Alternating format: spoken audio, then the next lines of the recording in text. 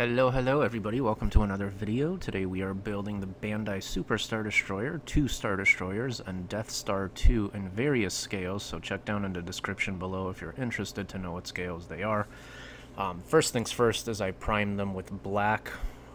I will say one thing is I'm sorry for the blurriness in the video for the first 14 minutes. I did not notice that while recording. It gets better after 14 minutes, so I apologize. It's been a while. Anyways, first off is we're going to use some Mediterranean blue. We are going to use some Abyssal Blue. We are going to use some Indian Shadow. And we are going to use some Boreal Tree Green to do some pre-shading. Or pre-shading or pre-highlighting, whatever you want to call it in modeling or in mini painting. It's two different things, or it's the same thing, but it's two different names for it. So, but anyways, I am going to add random, or I'm going to paint random panels on here with the blue. Just to kind of break up the monotony of the gray once we spray it with the gray. I will do the same thing with the green, the Indian Shadow, and the Abyssal Blue. Again, just to kind of break up that monotony once we spray it with the I think it's Arctic Blue I end up using. Anyways, if I ramble, I'm sorry. I am trying a new approach to this. Usually what I do is I'll record me talking while I'm working on the model, and then I'll glue that together and edit it together, and then add music over it. Now I have been streaming for a while, or no, I haven't streamed in a while, just as I haven't posted anything on YouTube. But prior to not posting anything on YouTube, I started streaming quite a bit. And I'm used to talking a lot now, so I figured I'm gonna try this new approach for the video, where I just do a voiceover for the entire video. So yes, you guys are going to be listening to me talking for, is it 38 minutes and 44 seconds or something or other? Which, for those of you that aren't into it, I apologize, but please feel free to comment below to let me know how you guys feel about this. Only because, again, it's a new concept that I'm trying. I might go back to my my regular stuff, where I'll put music over the videos and so on and so forth, and just do the talking parts where the talking is necessary. But we'll see how this works. So, anyways, like I said, the quality, the little stripiness going through the video right now, I'm sorry. It stops at 14 minutes. If it's really bothering you guys, and feel free to fast forward to 14 minutes, because yeah, I did not notice it until it was recorded, and after that it was too late. I mean, the models were painted already, so unfortunately it was too late. But anyways, like you can see, I'm randomly applying all the colors to some of the panels on Star Destroyers, on the Death Star and the Super Star Destroyer, just to kind of break up the monotony a little bit. You won't be able to see most of this once they're painted. Actually, you probably won't be able to see any of it, but giving it a go. Anyways, airbrush thinner time now, and some Vallejo white surface primer. What I am doing now is we are going to, if you're a miniature painter watching this, then we are going to do zenithal highlights on the models. If you are a model builder, then we are going to do some pre-shading and or some, what is it? Oh man, that always slips my mind. What is it? What is it called? Anyways, I'm going to spray some white on the top of the surfaces of the model, so that when we spray the primer, or when we spray the base coat on it, it ends up looking brighter on the top surfaces than it does, below or in the shadows. I mix it about 50-50, the primer with some airbrush thinner. I am using a Iwata something or other, Iwata Trash something or other. I think it's an Iwata Eclipse. I am using hold on, I'm grabbing it right now. I am using an Iwata Eclipse HP CS airbrush, for those of you wondering. Spray it about 15 to 20 PSI. Now, I'm usually a Badger kind of guy, so me using this Iwata is a first. Now, my Badgers are out being serviced by Badger, and with COVID-19 and everything, it's been delayed for quite a while, all 3 of them.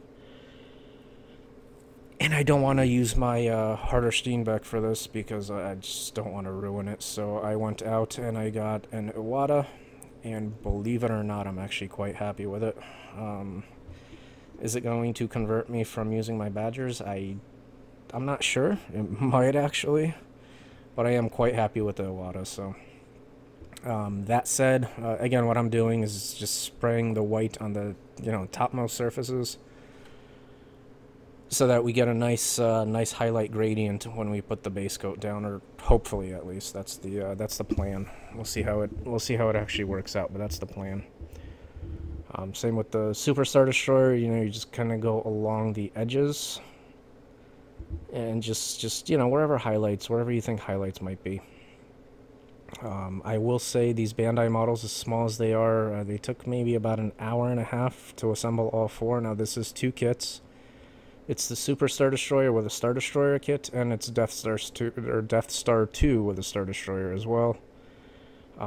They were quite fun. So I have not picked up a paintbrush and an airbrush in the last, I want to say at least 6 months. Like, really picked up. So this is a return to the hobby for me of sorts. I recently had a newborn. I had a little baby girl born on June 13th. Yep, June 13th. Jeez, Jenny would kill me if she knew I didn't remember that. But yes, so little Violet was born on June 13th. Prior to that, it was just got busy and lazy, and I didn't really do any hobbying. So this is kind of my return to hobbying. I do make quite a few rookie mistakes on this, or stuff that I was kind of kicking myself in the ass over after a while, but you guys will see that in due course. I'll talk about it in due course when it comes up, and even the recording mistakes. I mean, like I said, with the little flickering, that was just a light balance problem between my camera and between my my work light, which normally I would have easily fixed, but I didn't notice it.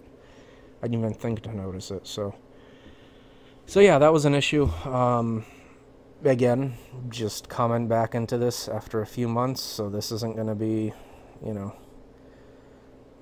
this isn't going to be anything great. This isn't going to be anything special. It's just a quick little project. The assembly took me about an hour and a half, somewhere around there. And the painting, maybe in total, this took me like 2 weeks to put together. But in total, the painting was maybe 3 hours, 4 hours at most. So yeah, it was a quick little project to get back into things, and bigger things to come. Those of you on here that know me from streaming, from Twitch, it is going to be at least a very long while before I make a return, if at all. Probably not. YouTube videos and making videos for YouTube is just a lot more conducive to my lifestyle right now, just again with the baby and everything else going on. Like, it just, yeah. Anyhow, this is what this looks like highlighted. Now it's time to put the base coat on. So we do some Arctic Blue from Scale. These are all Scale Color paints, I'm sorry. So we do Arctic Blue from Scale Color, about 50-50 again, airbrush thinner to Scale, to Arctic Blue rather, mix it up. The one thing I will say, the Scale Color paints do not airbrush that well. Or they do, but they tend to clog the airbrush for whatever reason a lot easier than Vallejo or AK or MIG paints would, or Tamiya. So I did have a couple of issues with just my airbrush being clogged with this, but overall, I mean, no complaints. You just make sure you water it down enough, at least 50-50 with the airbrush thinner to the paint, and you shouldn't have that many issues. But yeah, they're not as conducive for the airbrush as, or at least in my experience, as airbrush specific paints, whether it be Tamiya, whether it be Vallejo, or AK or MIG or whatever. Anyways, this is the base coat that's going on the entire model. Arctic Blue from Scale Color, and we're just going to spray it all over the entire model, covering up pretty much everything. Or models, since there's 4 of them. I don't think I film every single one at some point, or at least I hope I edited that out. At one point or another, we get to a place where we just kind of look at one model at a time, or me doing a thing to one model and then doing it off camera for the rest of them, because it's just getting stupidly long. I shot, and again, I shoot in, those of you guys wondering too, I shoot in intervals, so like I don't shoot the entire process and then edit it out. I shoot a little bit of it, turn the camera off, and then do it off camera. So I still ended up with about, I want to say 3 hours worth of footage that I had to then, you know, bring down to 38 minutes or whatever the heck we ended up with here. So, yeah, it ended up being, it ended up being quite a bit. You know, the one thing I will say I enjoyed more that I enjoyed about streaming compared to YouTubing is, you know, you turn the camera on and you go. Whatever that may be, you turn the camera on and you go. YouTube, on the other hand, you turn the camera on, you're done with your project, and then you've got, you know, the same amount of work left, if not more, with editing and you know, cutting the clips and everything else. So, like I'm doing now, I'm sitting here, I'm just recording, you know, talking over this video, so.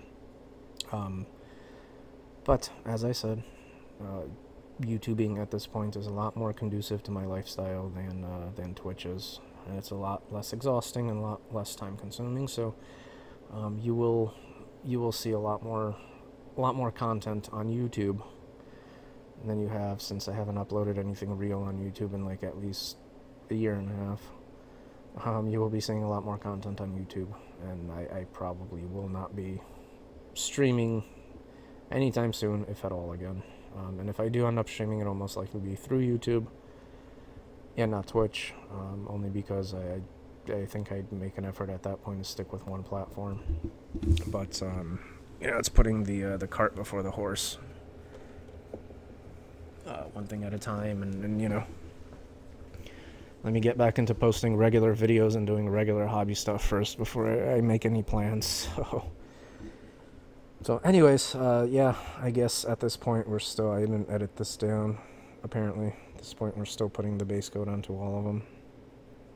Like you guys can see, hopefully, with the blurriness, the lines and such, like you guys can see, most of the red, blue, or red, brown, blue, green, and dark gray panels are being covered up. We will see them a little bit, which is the idea.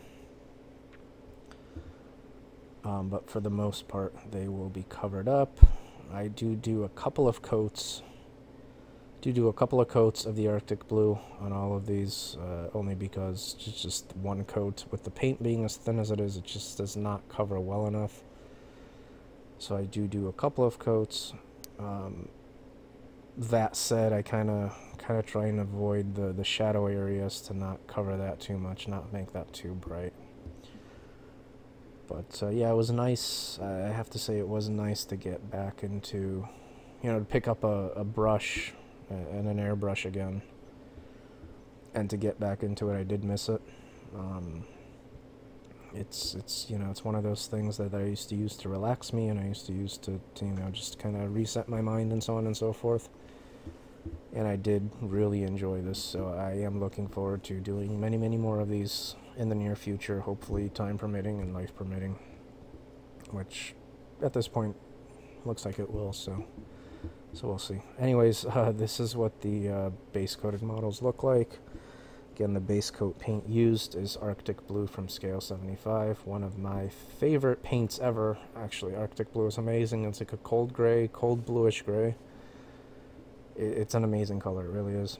There's so many things I've used that color for, which is, yeah, it works great. Anyways, I think we're coming up, yeah, we're coming up on the part where the video starts to look good. Finally, here we go. Hold on. I think we're like 9 seconds. Oh, no, we're less than that. There we go. Bam. There you go. No more lines.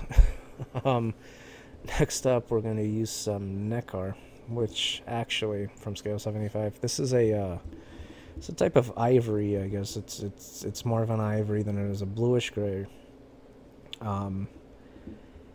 This was my first mistake using this paint.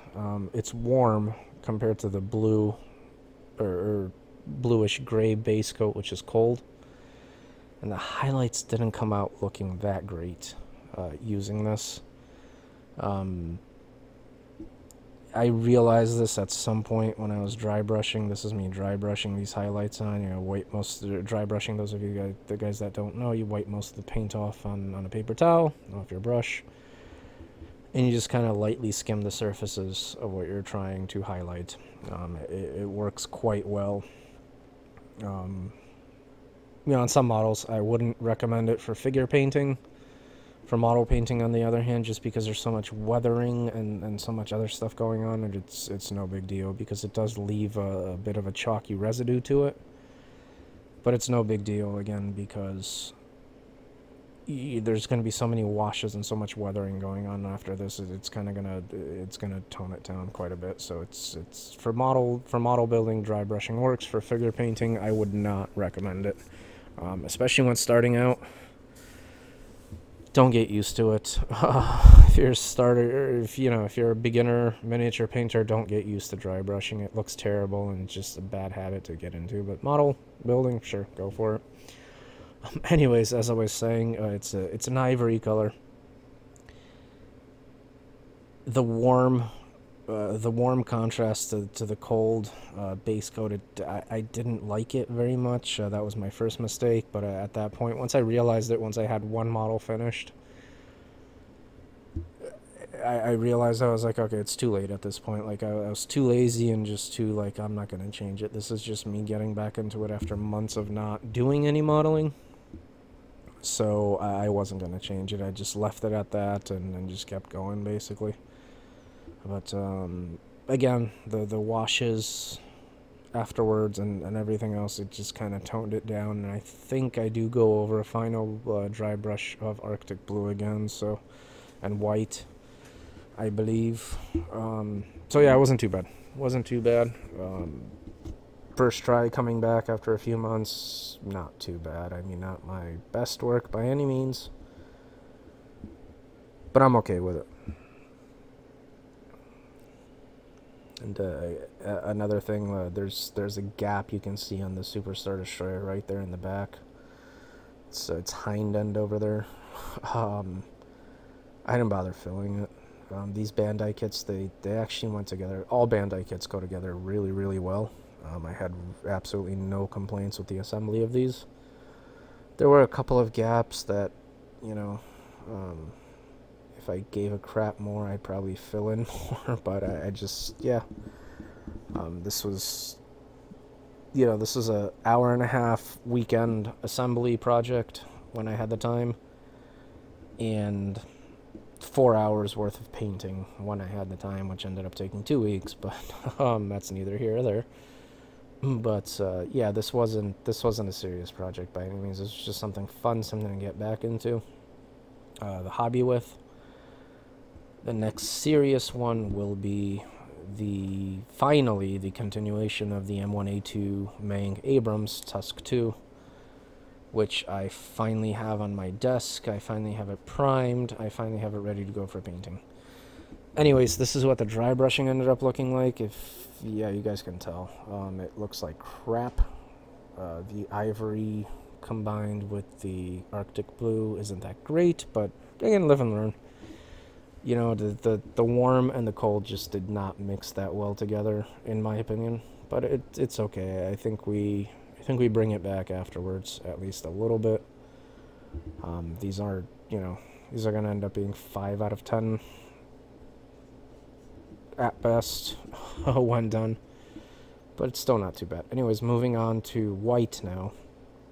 Just regular white from scale 75, and same deal. I'm gonna end up dry brushing it, just a little lighter than we did the whatever the hell that ivory color was called. At this point, I forgot. But same deal, just dry brushing it onto the, you know, upmost sticking out edges, just to kind of bring out the details a little bit more. Hopefully I don't remember how much of this I edited down, but hopefully I don't show the entire process. I mean, it's basically the same thing, just go through the edges. Dry brush it on, make it stick out a little bit. And no, it does not look like, I'm looking at my my video going by here as I edit it. It does not look like I did the entire process, thank goodness, because I am running out of things to talk about here. Let's see. Yeah, it's gonna. There we go. It ends now. All right. So that's what the dry brushed with the white, and that's what it looks like. Another thing I have to work on for my next video is my light balance on these videos. I had it figured out a while ago when I was making them, not so much now, so I could do a lot better with the light balance on these. But yeah, that's what it looks like. I mean, it's not bad. It's not bad. It does the trick, especially for small models like these. I mean, it does the trick for something that I just want to do for fun and so on and so forth. Anyways, moving on to the Abyssal Blue now. I'm going to fill in the superstructure of the Super Star Destroyer as well as the guts of the Death Star 2 is basically what I'm using this in for, sorry. As well as the underside of the Super Star Destroyer with the engines and the other structure sticking out of there. That's what I'm using this for. It actually ends up looking quite good, surprisingly.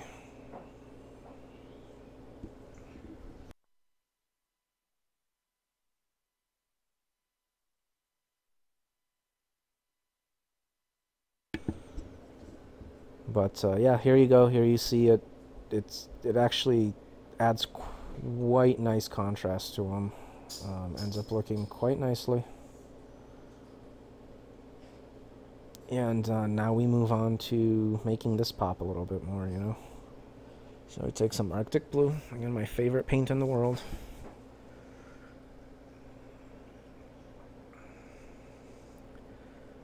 And again, just dry brush, just a simple dry brush over the superstructure and over the guts of the Death Star. And the underbelly as well. The engine part and whatever the heck the other part is that's sticking out.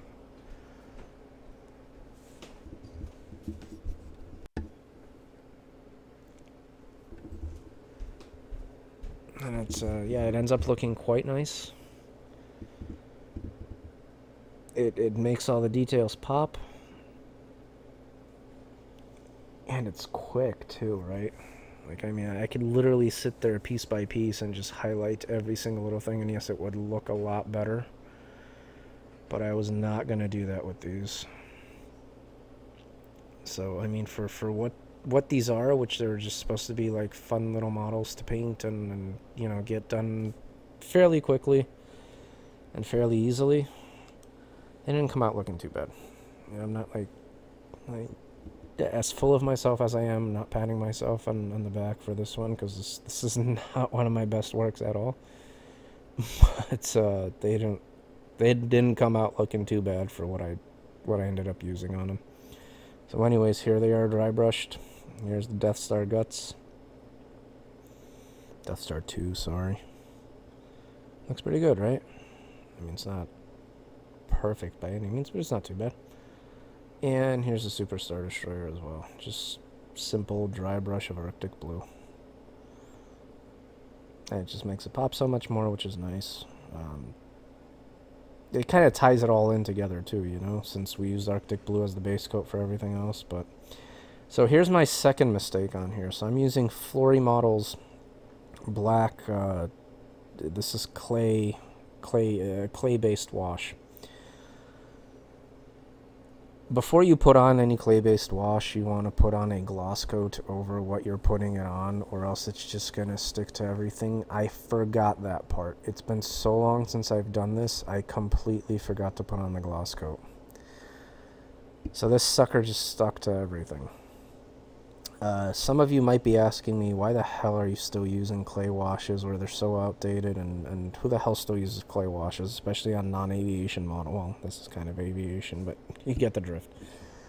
I do, because I enjoy the process of removing them, believe it or not.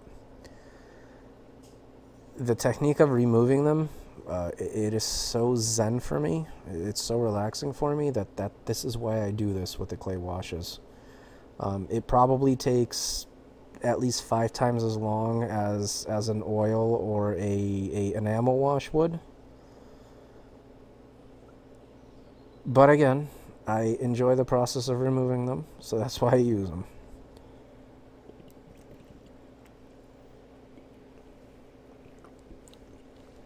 And this is the process of me removing them. Basically, take a cotton swab. Do you guys like my cotton swabs with the pink little? I like them. I thought they're fancy. Take a cotton swab, wet it. I just lick mine. Whoever buys these models, which by the way they're for sale, so if you're interested, let me know. But whoever buys these models, I guess my spit is on them. So joking, obviously, but that's how many cotton swabs I used. The process is you wet a little bit, and then you just go over the model and you remove the excess clay wash, and you can, you know, manipulate it to a point where you can streak it, so on and so forth. That's why I like it. That's another reason I like it. You can streak it. It's easy to use. Cleanup is a pain, but I actually find it quite relaxing to do, so that's why I do it. And this is what the finished result looks like. Now it looks a lot darker because, again, I did not use the gloss varnish beforehand. I just applied it over the matte paint, so it stuck a lot more. So I did not get as much of it cleaned out as I probably should have. But also it doesn't look that bad. I thought it would have been worse. Once I figured it out, once I figured out that I screwed up by not applying the gloss varnish, it was too late obviously at that point, but it doesn't look too bad. So overall, not too bad. Time for some more Arctic Blue. Again, another dry brush, and now we're just going to go over the entire model, or all of the models, just everything, just to kind of bring back the high points and kind of dull back the kind of dull back the wash, because again, some places it did stick a little bit too much because I didn't use the gloss varnish. So yeah, I'm just kind of trying to make it pop a little bit more again, just by doing an overall Arctic Blue dry brush over everything. I think this actually took quite a while. This must have taken at least like half an hour to do over all of them, but it helped quite a bit. Like, I'm glad I did it, and it also brought down, or it killed down some of the ivory dry brush that we did beforehand, which I didn't like, so it was kind of killing two birds with one stone. Hitting the wash back a little bit and hitting the ivory back a little bit, so it worked. I mean, again, they're still dark, they're still dirty looking. I know Stardestroyers wouldn't look this dirty. I wouldn't think so, at least. But oh well, you know. I wasn't going to go back and repaint the whole thing and reshoot the whole thing, so live and learn, rookie mistake. If you're ever using clay washes, gloss varnish. Now we're going to use some Mediterranean blue, we're going to use some white, and we are going to paint the engines of the two Stardestroyers. Now essentially what I'm doing here is just completely filling the engines in with the blue. This is probably another part that I wasn't too happy with how it came out. The blue engines on the Stardestroyer, it wasn't that great. It did not turn out that great. You be the judges for the judges. You be the judge for yourself. You be the judges for yourself. You judge for yourselves. When it's done, basically Mediterranean blue base coat, filling in all the engines, and then starting to highlight with white, adding white onto there, a couple of layers at a time. I wasn't too happy with it. It did not come out looking like a shiny engine, but oh well.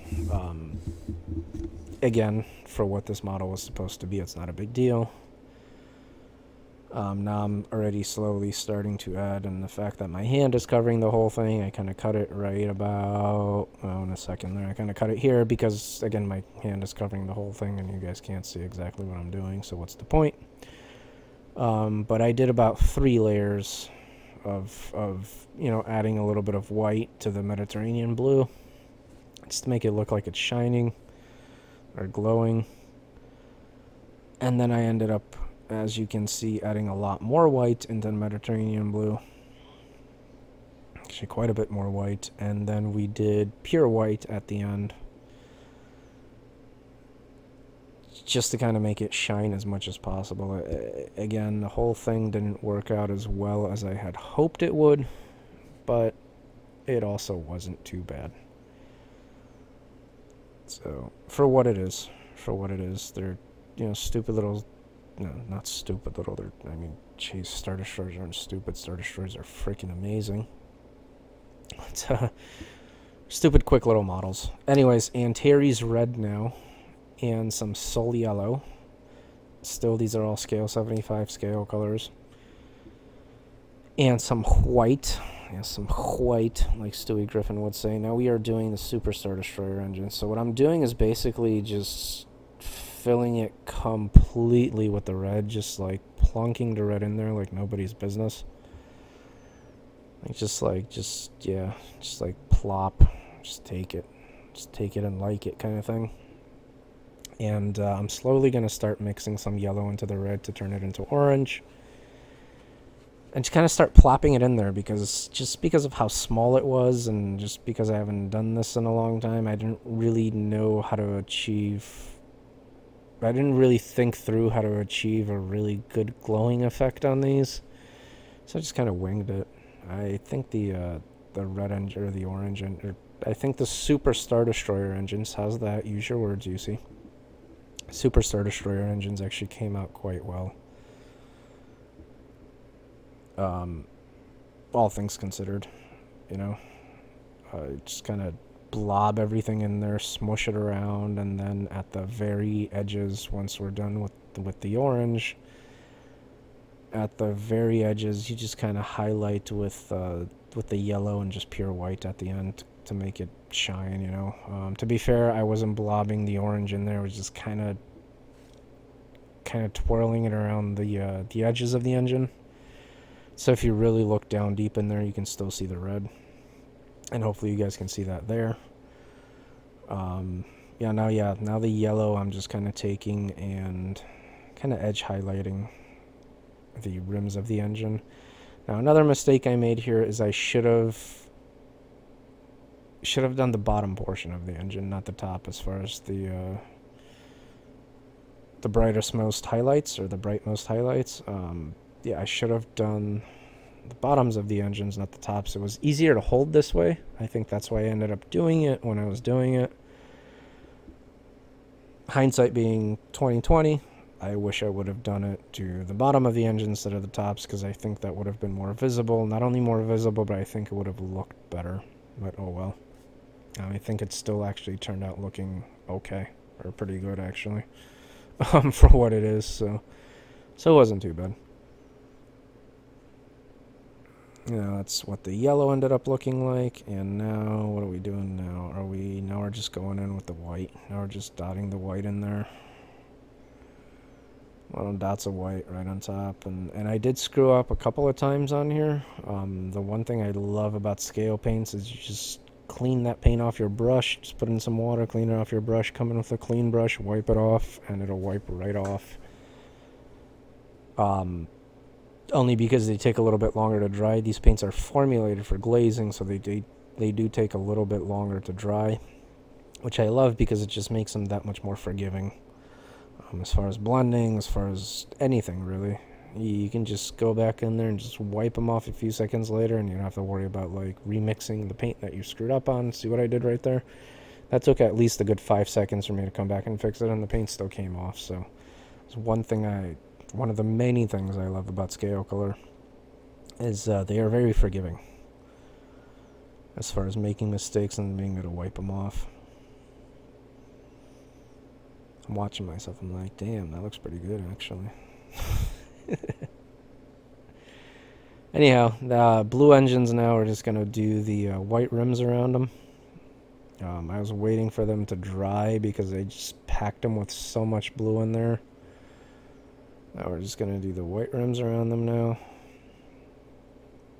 And again, I love the way the red engines came out. The blue ones I wasn't too happy with.